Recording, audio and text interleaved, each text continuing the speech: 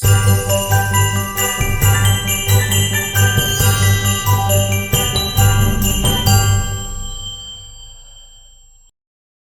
name's Travis Valle. I've been married for 2 years, and this past summer I just had my first baby. I haven't told my wife about that yet, so we'll see. I did have a baby with my wife, and we went clothes shopping recently. And if you don't know, baby clothes are sized like 0 to 3 months, 3 to 6. And we found an outfit that said, "My First Christmas." Size 24 months. I don't know if there's a trend of babies converting to Christianity after the first year. That seemed to be the case. Also, why doesn't it just say 2 years? All right, I'm a new parent. I don't need the stress of having to do mental math when trying to find clothes I'm going to clean poop out of. If I find out someone's address, I don't say, "Oh, you live 5,280 feet from me." That's 1 mile for you all who are also stressing out about mental math. Everyone excited about the holidays? Anyone like Christmas music on the radio? Anyone remember when they were talking about, the controversial lyrics of "Baby, It's Cold Outside"? I think more people should be concerned about 12 Days of Christmas. Because they're gifting people for Christmas. 9 ladies dancing, 8 minutes of milking. That song's about human trafficking. Possibly exotic animal smuggling as well. Is there anyone here who celebrates Kwanzaa? No? Shocking. In this diverse crowd, we don't have one Kwanzaa representative.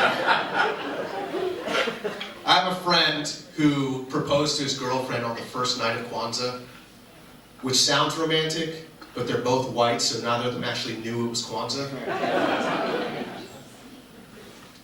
I remember when I was a kid, I celebrate Christmas, and I came up with a plan to capture Santa Claus. When we put out the milk and cookies, I spiked the milk with sleeping pills to knock him out. If that didn't work, I also put laxatives in the cookies, so he'd get stuck on the toilet. Now, when I woke up the next morning, I didn't find Santa Claus, but I did find my dad sleeping on the floor, covered in his own poop.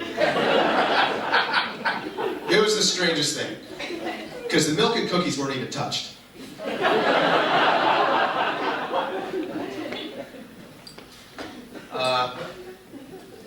I got a little more jaded and cynical about Christmas as I got older. When I was about 16, I bought an Easy Bake Oven for my sister.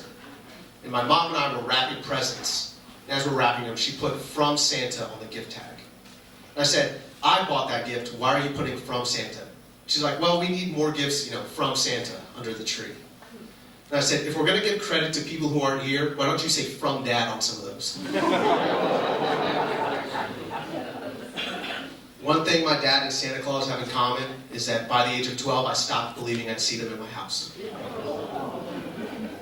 Merry Christmas. My mom was weird about presents because she had 4 kids, so she had to hide the presents well. Sometimes she hid them so well, she forgot where she put them. She'd find them years later and try to sneak them into that batch of presents.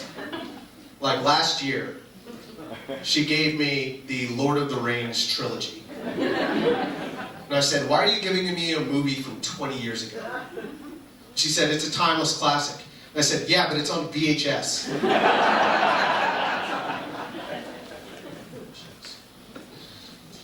Anyone a fan of Home Alone? Yes. Anyone remember those horror movie mashups a while back where it was like Freddy versus Jason, Alien versus Predator? I want to see Kevin McAllister versus Jason Voorhees from Friday the 13th. Who do you think would win? Let's say Kevin has 24 hours prep time, but they're on Camp Crystal Lake, so it's home turf. I think it's Kevin, because honestly, that kid's a killer.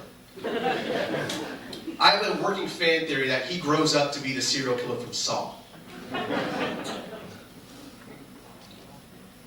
I got this, last year, my wife and I spent Christmas with our in-laws, and they got me a book called Bad Days in History.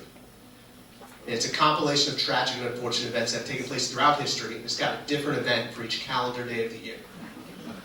So for fun, I decided to look up Christmas Eve. You know, in my head I'm thinking, who died on Christmas Eve?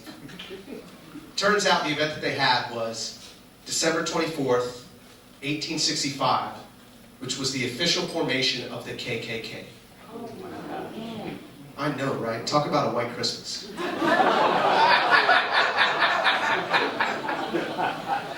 And I remember thinking, like, why? Why do you have to start the KKK on Christmas Eve? You know, why do you have to ruin that day? That's like going to a friend's birthday party and starting the KKK. Like, I can't think of the worst thing to do to ruin someone's birthday. I do feel like we kind of trashed Jesus' birthday a little bit, just because. I mean, how would you feel if at your birthday party, everyone else expected to get a gift?